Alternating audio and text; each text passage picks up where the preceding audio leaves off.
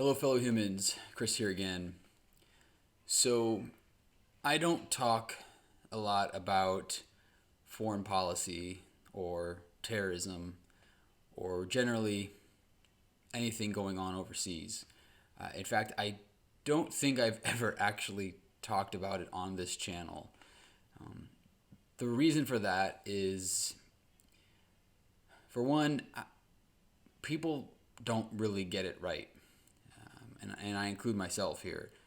When we talk about things going on overseas, including the withdrawal right now in Afghanistan, and unless you're there and you happen to make it back, you're not telling the full story. You're telling third party perspective. I believe that these situations, like what happened yesterday in Afghanistan, they never go well. War is it's not a zero sum game to me. It's actually a negative sum game. A zero sum game would be the victory of one precludes the success of somebody else, but usually in war, both sides kind of lose. But what really bothers me right now is the incessant criticisms that are happening about how this is all playing out. I didn't discuss the deal that was made with the Taliban back in February 2020 because I didn't have anything to offer.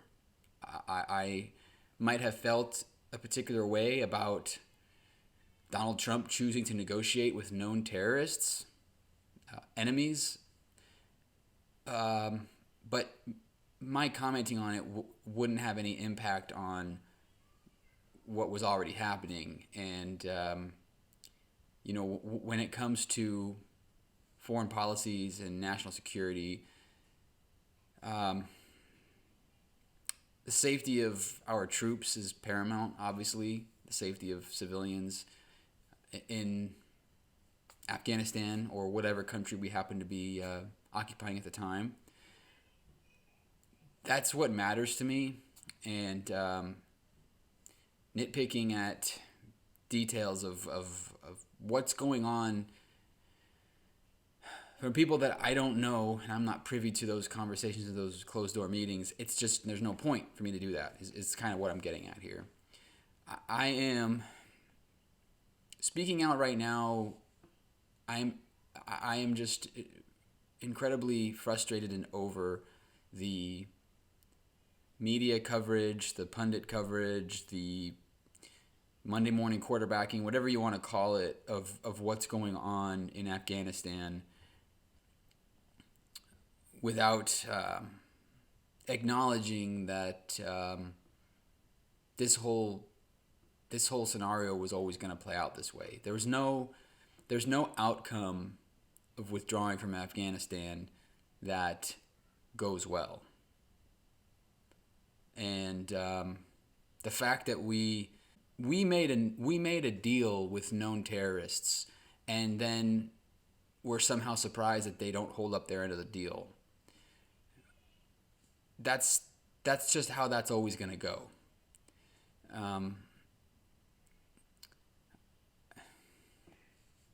It's extremely bad faith to me to criticize Joe Biden now for what's happened in this last month, what happened yesterday with the tragic loss of 12 troops. It's just incredibly bad faith, and to act like there was any other outcome that we could expect.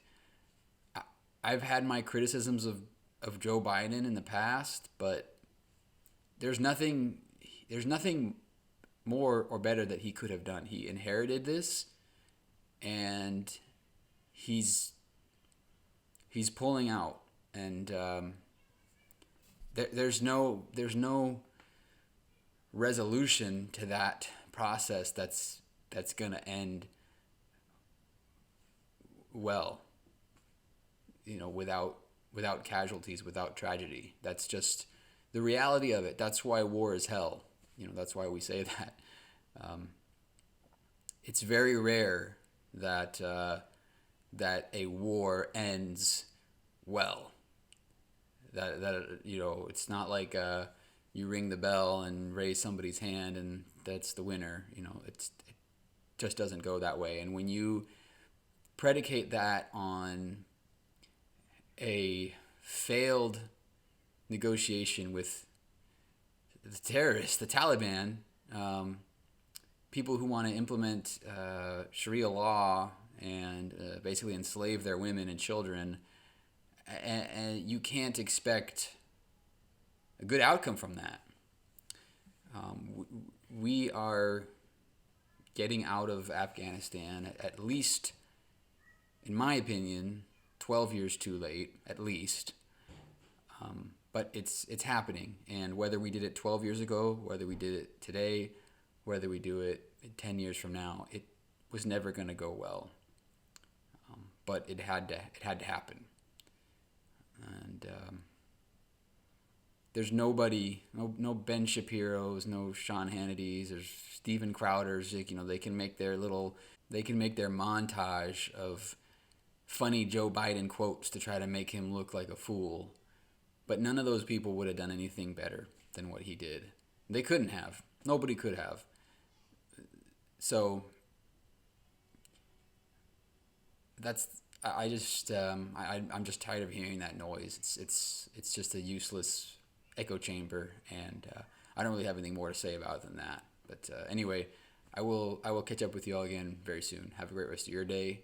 Remember, don't be afraid to question the consensus.